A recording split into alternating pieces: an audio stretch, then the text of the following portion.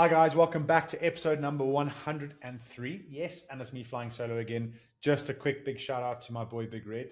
He has now started his Big Red Club, doing his personal training, and he is the person, the mastermind that has been giving me my Project Thor workouts, my Challenge 51 workouts, and proudly he's doing it on his own now. He's doing his own thing. So find him on Instagram, watch his journey from the beginning, because he will keep showing up, and it'll be very similar to this podcast where if you go back to the first one, it's literally me flipping sleep notes and things like that. He's at that space. Like, go and join people's journeys at the beginning and get inspired when they take small actions. They don't have many followers, because then you know when they're on the outcome of lots and things happening, you go, I know where that started, so I'm going to start. Anyway, with no further ado, today we will talk about being the best amateur and how that's holding you back, because that actually sucks more than we think. Have fun.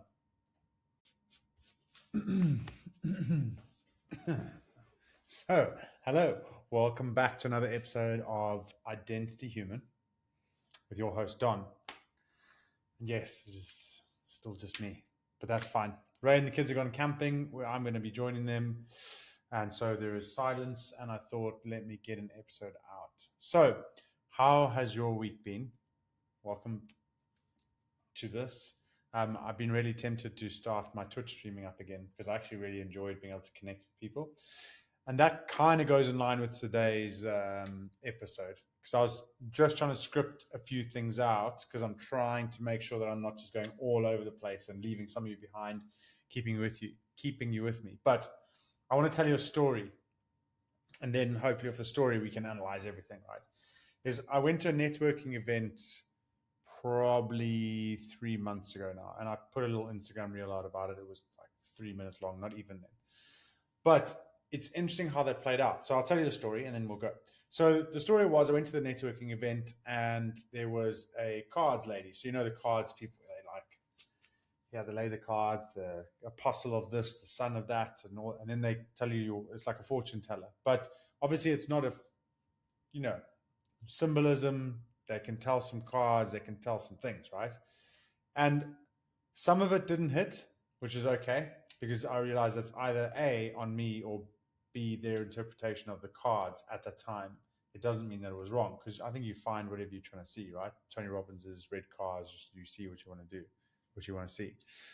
But there was one thing this lady said, and it hit me, and it is living rent-free in my head. And I want to share that with you so that you can share the rent with me, or maybe you can self-reflect and be like, oh, yeah, that's me too. Is she said that I'm comfortable being the best amateur. And I was like, what does that mean? Like, I'm not being the best amateur. Look at everything I'm doing. I'm going to gym. I'm doing Challenge 51. I've done Project Thor. I did 3 peaks. I've done 2 marathons. I've got 4 kids, starting my business. Well, I've got a business. I got another one. I got this podcast. I'm like, what do you mean I'm comfortable being the best amateur? And then it slowly starts to hit me that just means if you're scared to start to compete at a high level and be successful, because then you invite the potential of bigger failures, what ends up happening is you get stuck into this bias of being comfortably busy and not actually making progress. So the things that you should learn, you don't learn. So you keep learning the things that are easy to learn.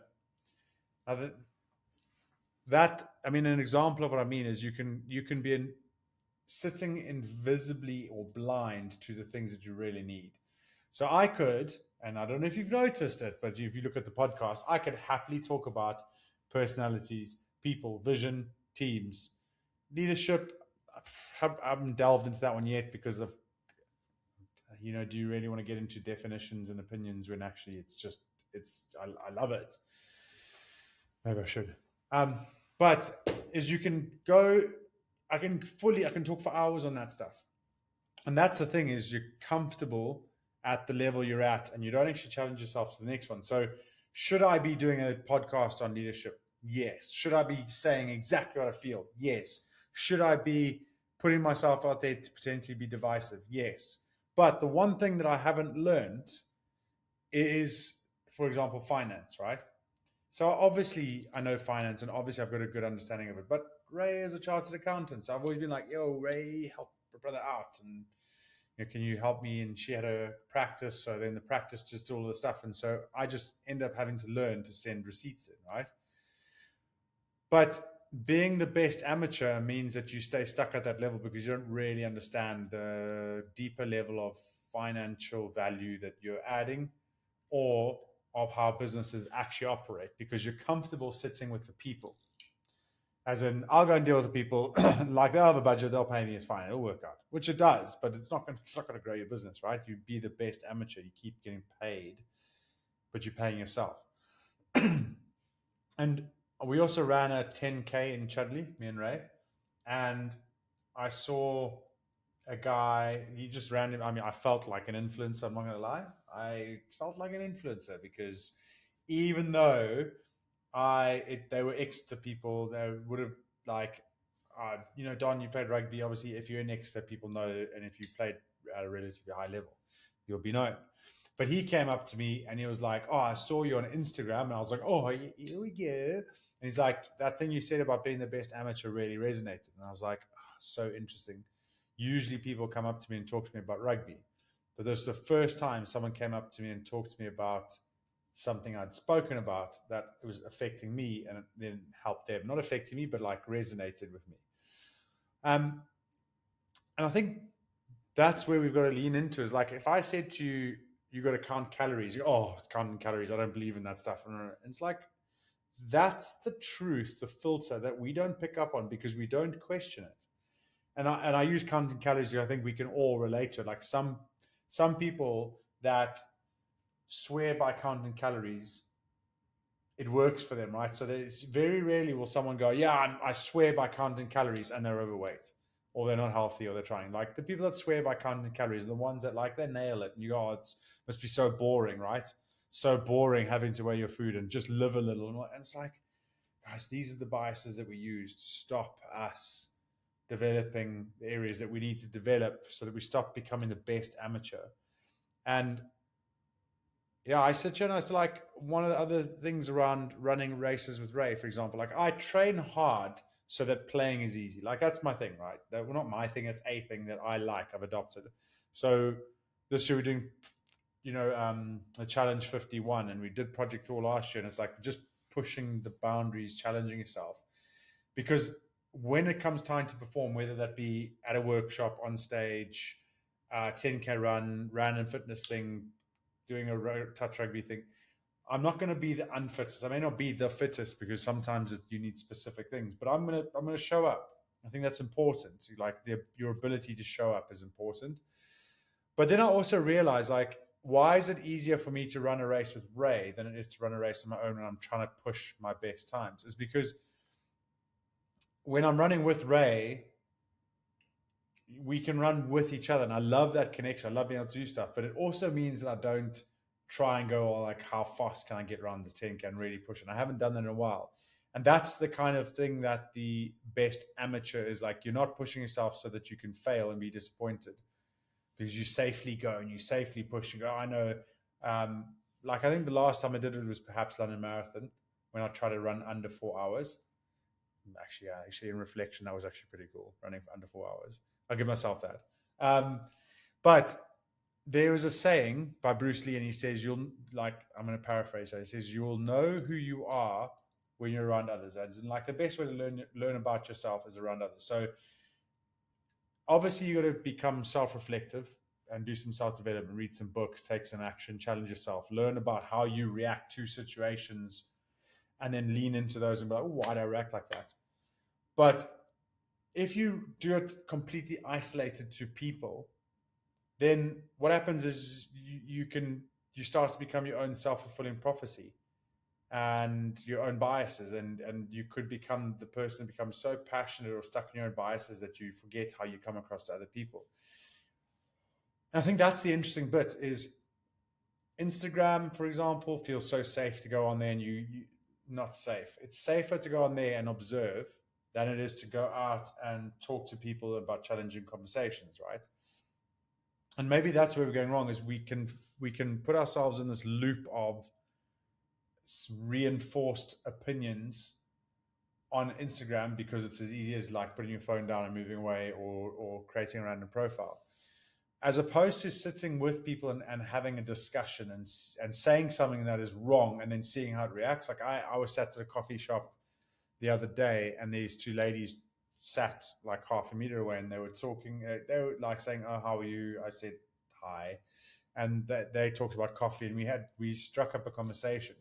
But the one lady, and like if you listen to it, like it was so interesting because they said they were going to come and listen to them. Like, okay, we'll see. Comment if you have, by the way. But it was interesting to see how through conversation the one lady ended up getting she apologized. Like I'm getting quite passionate because we talked about politics for a little bit. It was like it was a really cool. You talk about personalities, people, coffee, and then we got into politics and then passion and all. And she got passion. I like the passion, but she apologized for it, and I was like, and she was like, I get a bit anxious, and I'm not sure why I get anxious and all this kind of stuff. And I was like, because I think it's when you're chatting to strangers and that passion comes up, then suddenly you may feel like it's this anger, and like that for me is the filter that I'm trying to talk about. I know it's a weird message, but the filter that I think Bruce Lee was saying is like maybe in isolation she could have all the discussions in the heads with friends, and no one maybe not challenges back, but talks back in a slightly different ways. I was like, I kind of had a different opinion in a soft way. It wasn't like I was like, I disagree with you. This is why. I was like, is he though? Is this way? This way? And it's like the passion comes up, but the filter is there. It's like if you get passionate and you are uncomfortable with that passion, then that I think is what Bruce Lee's talking about. Is you can be in your own bubble and think you're safe and be self-aware and all that kind of stuff. But as soon as that self-awareness drops, that's who you really like, what really comes up. And I think that's what we need to pay attention to. I was having a conversation with my mom about this exact same thing. Is like, how do you develop the skill within yourself to be able to catch yourself when your self-awareness is dropped and your chimp is taken over and it's having a go, like reinforcing biases, keeping you safe, all that kind of stuff, that you need to catch that and train the chimp then, right? Instead of just letting it do its thing and thinking that you're aware. And my mom was like, it's so interesting. I said, the moment you feel yourself getting triggered by something is the moment you need to have something in place that catches that trigger and says, this trigger is within you, it's not them. Because we often say, that person triggers me. I'm, they're annoying, this about that. And actually, if you can reflect and be like, they're not annoying, something about what they're doing annoys me, see them slightly differently. It allows you to be able to navigate, I think, life a lot easier because there are probably 5% of people that are genuinely just knobheads, and it's okay to just not be around them. But the 95% of other people that trigger us are lessons that we need to learn. And if we don't learn them, they'll keep triggering and they keep triggering, and we'll just keep blaming them. I think that's what it is. So, where like another way that this goes into is like individual sport versus team sport. Like I go to the gym, put my headphones on, and don't talk to me for 45 minutes. And I'll do a hard session, go out there properly sweating, stiff, and all that kind of stuff. And I can say I'm disciplined and I'm consistent, all that kind of stuff. But it's not in a team. I think in a team sport, you get to do all those things and you constantly get tested because your character's on display, even when you're tired, when things aren't going well. Like there's nowhere to hide. Whereas if I don't go to gym because I'm feeling sad, no one's going to know. And that's how I think we need to start to test ourselves, get around other people and challenge yourself within them, within that group of people, but challenge yourself where you could fail and see where that sits with you. And I know I can say this, but in the moment you might not see it. So how do we get other people along our own journey to help us see what we can't see? Like your nose. I was chatting to someone today on the phone just about joining a group, and they were like, why do you want to join the group? I was like, because in that group I think most of the people are ahead of where I am, and I need to be in a group like that because in my head I can logic, reason, contextualize everything and be invisible to the thing that's holding me back, and I want someone else to point that out. But I need to be respectful. I need that person to be someone that I think I respect, because if I don't respect you, it's hard. That's something I've started to realize is like, you everyone's coachable to someone that they respect as their coach. Whereas I think we often will have people giving us really good advice, but if we don't think that we respect them, we won't listen to that advice. And that's such an interesting point because it's about trust and connection and inviting in. But my last point, I know I've gone all over the place, and I'm hoping that going all over the place has helped you connect dots, because I think that's literally how my brain works, right? Is if you compare yourself to others, or if you're in isolation and it's just you don't compare yourself to others. So therefore you compare yourself to you, which is great, but it doesn't give you context, right? And I think this ties into Bruce Lee and like you know yourself around others is you need to have context to be able to know how fast or slow your journey is. And I think the problem comes where we say don't comparison is a thief of joy. But that's a very popular narrative, isn't it? Like don't compare yourself to others. And I agree with it. And here's the thing. If I said to you who inspires you, you go, you if no one inspires you, by the way, you need to inspire yourself and then find people that are in line with your inspiration. But if I look and like I'm like, who inspires you? You're probably going to be inspired by people that are ahead of where you are, that have things that you like and you like the way they do it, which is comparison. But I think it's positive comparison. So as much as we should be really competing against who we were yesterday, and I love all of that kind of stuff, I also think we should be looking for some positive comparisons to pick up good habits, to pick up things so that we can work towards them instead of going, well, the person that I was my role model did this, this, and this, and I'll never be able to do that. That's your filter right there. If you think that, if I say to you, look to others for inspiration, and you look at them, you go, I'm not good enough. That's your filter. That's the truth that you need to like really deal with, is that you don't think you're good enough, is that you are scared of playing big, so you don't go out there. Right there, I think I was like, for me, is like I want to get out there and I want to be able to lead something or get in front of people or inspire or be a bit more significant. But I think there is an element of being the best amateur that's so comfortable. And on top of that, I used to play rugby for Exeter Chiefs in England. I got to a really high level. If I go now and I fail, then it's like it undermines. There's so many different thoughts that go through my head that I need to try and get out there. And I like my one thing now is like, what's my goal? Like, what am I trying to achieve? And when I find that, I think then that outcome that will push me is where I want to get to. And we're getting closer. We're getting closer. But yeah, I mean, maybe that'll help you. This is just a dump of where I'm at the moment. Is what's your one goal that you're trying to achieve? And if you can't explain it, then that's probably why you're procrastinating or not changing or not working towards something. Is what is your one goal and how much does it inspire you? Does it inspire you? And if it doesn't inspire you, change your goal. Because why is that your goal? Like let's get ourselves to be the best version of ourselves and how we show up every single day. Okay, well because that's where I'm at the moment. Like I am recently inspired because I have started to lean into finance and I have started to look at how I value things and I have started to break them down and know my numbers. And it's actually helping. But it also leads me to a bit of disappointment because I realized for the last 2 years I've had a client that I've not been making as much money as I thought I was. But I still have learned a hell of a lot. So just going forward is helping me a lot to know my numbers. And it's like calorie track, finance track, personality track, structure track, all these things. They all are the same in different, like they're all the same wolf in different sheep's clothing, whatever analogy you want to give. I know that one doesn't work, but we'll try it out. Okay, we'll keep this under 20 minutes. Thank you very much for watching and sticking with me for this long. I appreciate you, and I'm gonna sign off the same way that I do every week. But before I do, I want to ask you a question. That question is, I'm going to give a bit of silence for dramatic pause here. What are you going to do? I didn't give the silence.